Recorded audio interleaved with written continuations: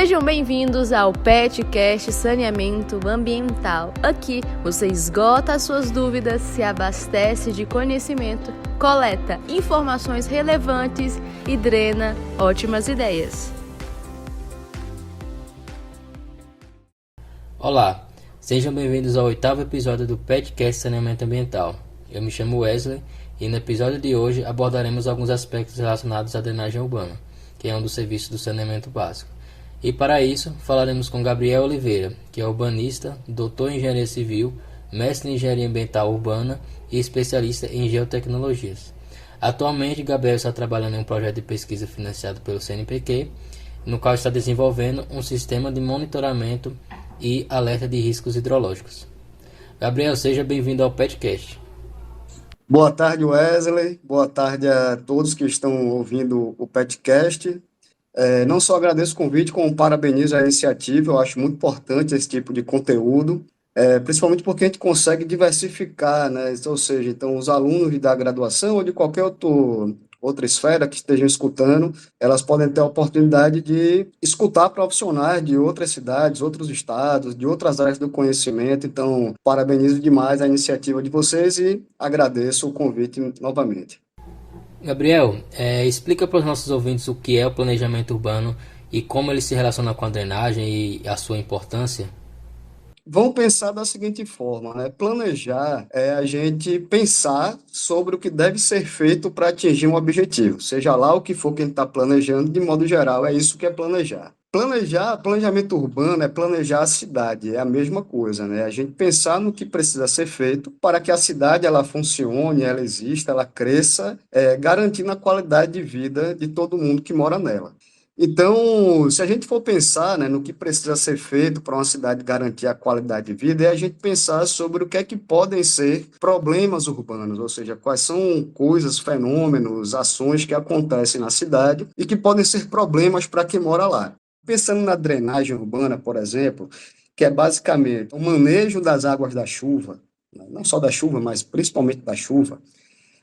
Quando a gente vai construir uma casa, né, um imóvel, a gente pode pensar aí que todo mundo pensa para onde essa água da chuva vai cair. Então, começa a se pensar desde do telhado, se é uma caída, duas caídas, em que direção essa água da chuva ela vai cair, se vai ter uma calha, né?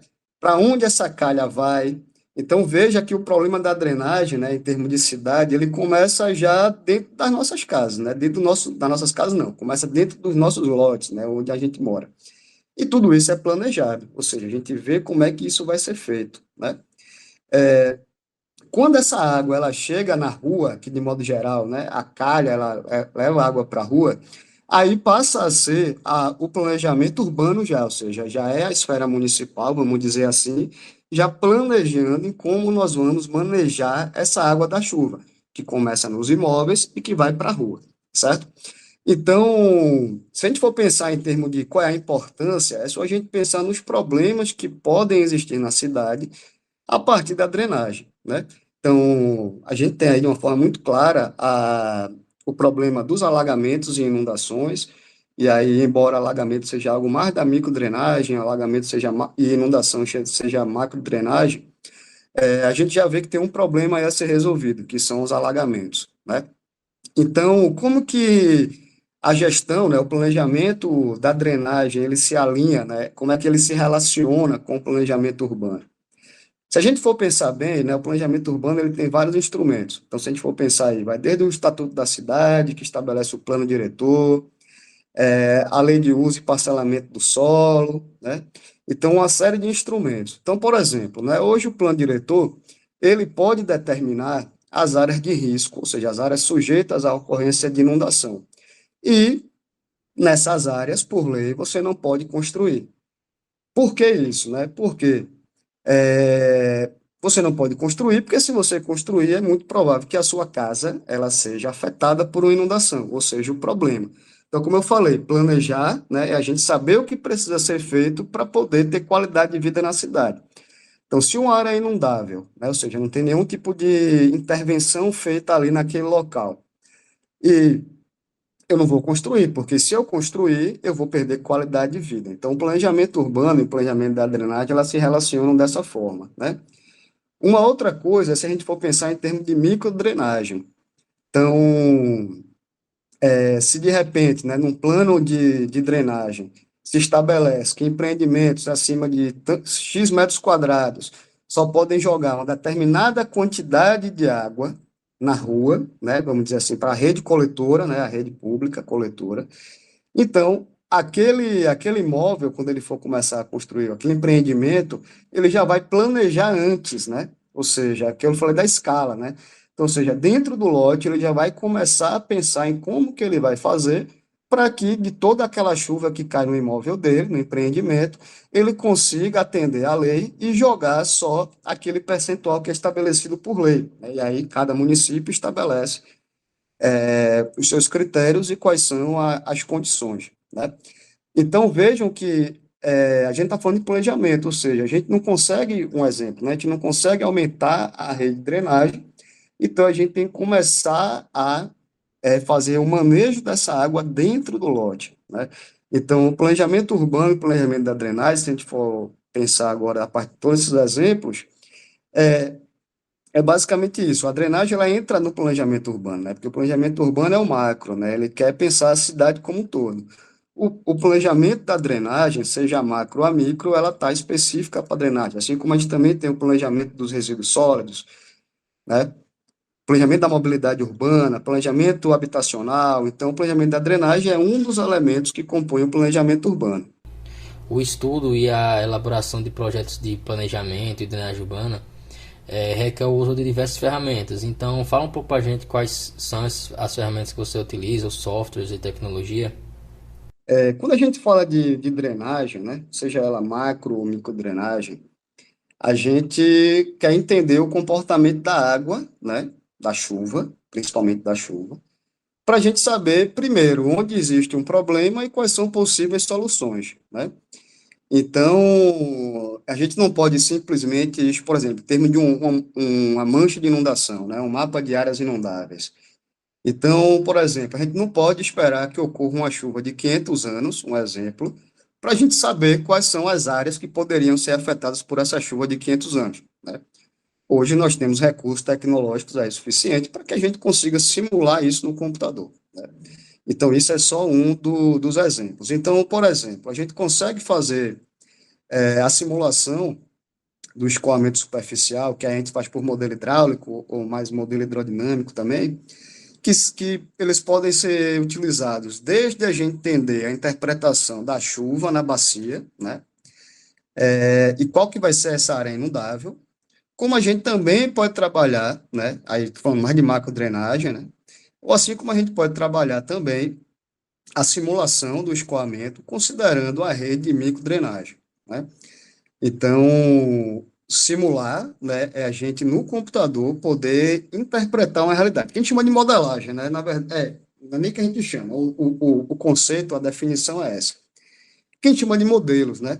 Modelos hidrodinâmicos, modelos hidráulicos. Então, tanto que a gente conhece muitos modelos de chuva-vazão, que eles conseguem transformar, né, dados de chuva em vazão a partir das características da bacia, né? Então, essa é uma das ferramentas que se usa no planejamento da drenagem, né, da drenagem urbana, no que diz respeito à quantidade de água, né? Porque existem, né, várias outras ferramentas para várias outras coisas que também se usam no processo de elaboração de um plano de drenagem, por exemplo. Nesse caso, eu estou falando sobre os modelos, né, hidrológicos e hidráulicos, para que a gente consiga simular cenários, seja para identificar problemas, né, que existem ou que podem existir, assim como também para a gente modelar soluções, né? Ou seja, eu simulei num software, e eu vou falar daqui a pouco um pouquinho sobre esses softwares. Então, eu simulei num software, por exemplo, o RecRais, né, que é muito conhecido. Então, eu simulei no RecRais uma chuva de 100 anos numa determinada bacia e identifiquei as áreas potencialmente afetadas por inundações, caso aquela chuva daquela magnitude ocorra. Então, eu usei a ferramenta, né, para poder fazer um diagnóstico. Da mesma forma, eu posso usar também essa ferramenta para simular cenários futuros, né, de intervenção. Então, de repente, a gente começa a pensar um projeto, né, para ampliar o escoamento, né, ampliar a calha, né, algo do tipo. ou regularizar, ou enfim, né, reestruturar aquele corpo d'água para que o problema seja reduzido. Então, a gente pode pegar esses elementos de projeto, colocar no modelo e rodar ele para ver se, de fato, com aquela solução pensada, se a gente consegue resolver o problema. Então, a gente trabalha muito com a ideia de medidas estruturais e não estruturais, né? As medidas estruturais, vamos dizer assim, são intervenções físicas, né? Então, obras, e as não estruturais são aquelas medidas que a gente consegue reduzir o risco, sem que seja necessário fazer nenhum tipo de intervenção física.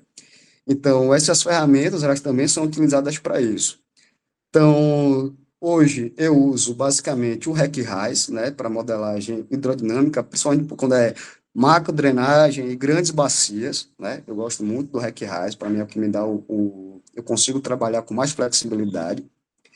E quando a gente fala de microdrenagem, né, então a gente tem aí o SWMM, né, o PC SWMM, que é a versão mais específica, né, tem mais recursos, e a gente consegue acoplar uma rede de microdrenagem, né? É, essas duas ferramentas são assim as mais conhecidas, né? Principalmente o RecRais, por ser um software gratuito, então isso dá muita margem para o uso dele. Mas também eu tenho utilizado bastante, né, programação aplicada. Então, eu gosto de falar muito sobre isso, que é para trazer, assim, um insight, né, para todo mundo que está estudando, que já trabalha com a engenharia, principalmente a de drenagem, da área de hidrologia também, a importância de começar, né, a se aproximar da programação, né? Então, hoje, se a gente for pensar, né, para quem já trabalhou com séries históricas do portal HidroWeb, a gente sabe o trabalho que dá, às vezes, fazer aquela interpretação dos dados no Excel, então vai lá e volta. Então, hoje a gente tem muito recurso, né, em programação, principalmente em Python, que é a melhor linguagem para análise de dados, que consegue automatizar essas rotinas, né? Então, inclusive construir os próprios modelos também, né? Às vezes a gente constrói um modelo chuva-vazão simplificado, que funciona muito bem para a nossa bacia, e que a gente faz ele ali no Excel, e de repente a gente pode automatizar esse processo também via programação. Então, além dessas ferramentas que elas já existem prontas hoje, chamo muita atenção para os tempos atuais, né? Onde a gente tem muito framework pronto e que pode ser utilizado, né? E para finalizar o episódio, Gabriel, fala um pouco sobre o seu atual projeto de pesquisa e a importância que ele tem para a elaboração de planos diretores e projetos relacionados à drenagem urbana.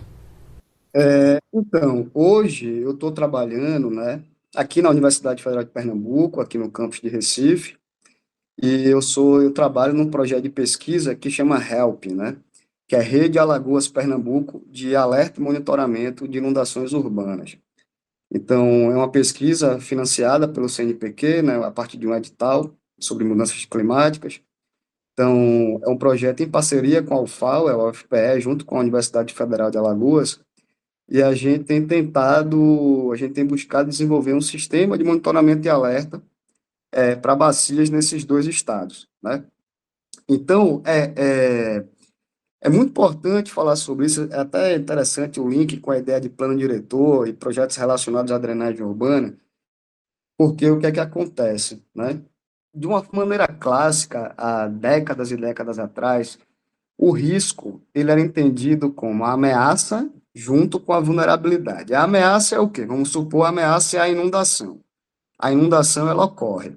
Então, pode inundar uma área que não mora ninguém, ou seja, não há vulnerabilidade. Então, se tem ameaça e não tem vulnerabilidade, não é risco, né? Assim como tem locais, tem bairros que moram pessoas muito adensados e que a inundação não chega lá, ou seja, é uma área que ela tem vulnerabilidade, mas ela não é afetada, não tem uma ameaça, então não existe o risco, né? Então, na definição clássica, risco era quando você tinha uma junção de uma ameaça, ou seja, uma inundação, sobre uma área vulnerável, ou seja, uma área que tem casas, edificações, pessoas morando, equipamentos públicos, né? Então, essa era a definição de risco tradicional. Quando a gente pensa dessa maneira, a única forma de lidar com o risco, né, é você mitigando a ameaça, ou seja, você vai parar a inundação, né? E aí parar a inundação significa, de um modo geral, obra, né? Então, barragem, né? Então, classicamente, essa era a definição de risco e essa era a única abordagem que se tinha para trabalhar com risco, né? Então, mais ou menos, acho que 2012, acredito eu, se não me falha a memória, a ONU, através o Escritório Internacional de Redução de Desastres, né, que é uma repartição da ONU só para a área de desastres, né, ela trabalhou com a nova definição de risco, né? Então, o risco é quando você tem uma ameaça numa área vulnerável e que não tem a capacidade, né, recursos para lidar com aquilo, né? E aí, o que é que isso quer dizer? Por exemplo, né, vamos supor, se você tem uma área, um país inteiro que é afetado por terremotos, né, você não consegue parar terremoto com tecnologia. E você também não vai remover toda uma população de um país ou de uma cidade para um outro local porque tem terremoto, né? Mas se você desenvolve ali algumas tecnologias de modo que as edificações e as pessoas não sofram com o terremoto, você garantiu que a ameaça continuasse existindo, você garantiu que as pessoas continuassem existindo, mas o desastre ele não ocorre, porque ninguém é afetado, né? Que aí, inclusive, até tem trabalhado muito, esse conceito tem surgido cada vez mais, que é a ideia de resiliência, né? Que é resiliência, adaptação, né, a capacidade, que é como você lidar com isso, né? Então, quando a gente fala de monitoramento e alerta, é basicamente isso. Então, se a gente consegue monitorar, né, e prever e alertar eventos extremos, dá tempo de que a gente se prepare, né, para conseguir lidar com aquilo da melhor forma. Ou seja, a ameaça ela continua existindo, a vulnerabilidade ela continua existindo, mas o dano e o prejuízo, né, que é o que caracteriza um desastre, não vai existir, né?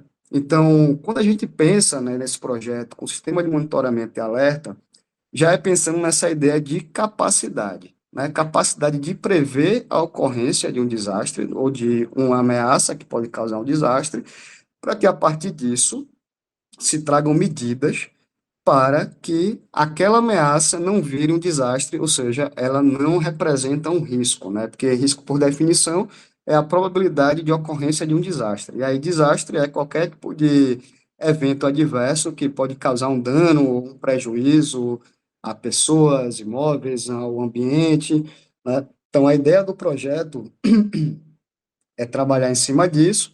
Então, a gente tem trabalhado com dados de radar meteorológico para trabalhar com a previsão, não só de dados de radar, né, de curto, médio prazo, 6 horas por aí, mas também com modelos globais de previsão. Então, alguns modelos conseguem antecipar com 24 horas, mas eles também possuem alguns erros.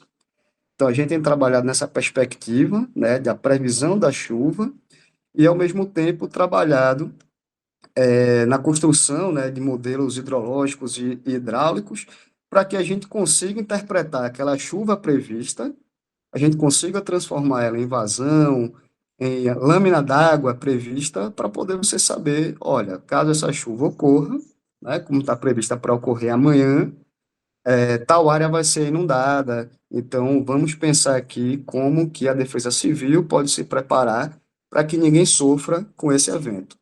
Então, esse é o projeto que a gente está trabalhando, é um projeto longo, ele vai até 2026, e muita coisa para fazer ainda pela frente.